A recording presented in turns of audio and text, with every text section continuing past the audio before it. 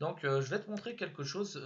En général, on va pas l'utiliser dans ce tutoriel, mais c'est pour t'apprendre, tu sais, le fameux set intervalle. Donc, pour rappel, cet intervalle, au début, tu vas avoir un premier paramètre, ça va être fonction, parenthèse, parenthèse, accolade, et là, tu vas mettre tout ce que tu vas faire dans les accolades. Hop, on va aligner tout ça. Et le deuxième paramètre, avec une virgule, tu mets la fréquence en millisecondes.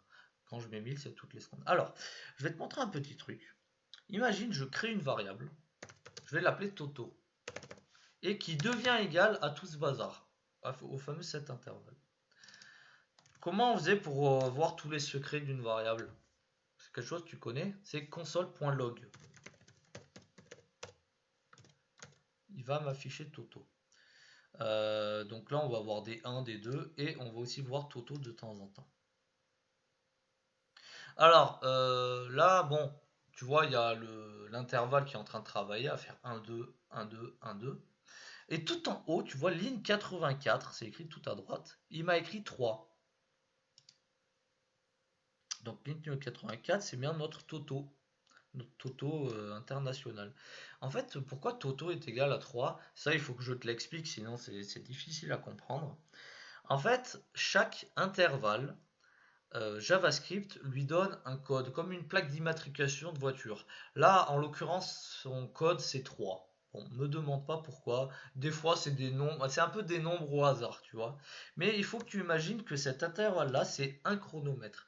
Et il a comme immatriculation le nombre 3. Ça sera toujours des nombres. En fait, ça sert à quoi? Ça sert que, imagine à un moment, tu veux arrêter ton chronomètre, ton set intervalle, tu veux l'arrêter. Et ben, tu peux faire clear intervalle et entre parenthèses, tu lui donnes à manger le nom de ton chronomètre, Toto. Donc là, si tu fais un set intervalle, tu vas démarrer un intervalle. Ton clear intervalle, bien sûr, il ne faudra pas le faire tout de suite après, sinon c'est un peu débile parce que là, mon code, ce que je suis en train de dire, c'est fais naître quelque chose et tu le piles après. Ce code-là, il a rien d'intéressant.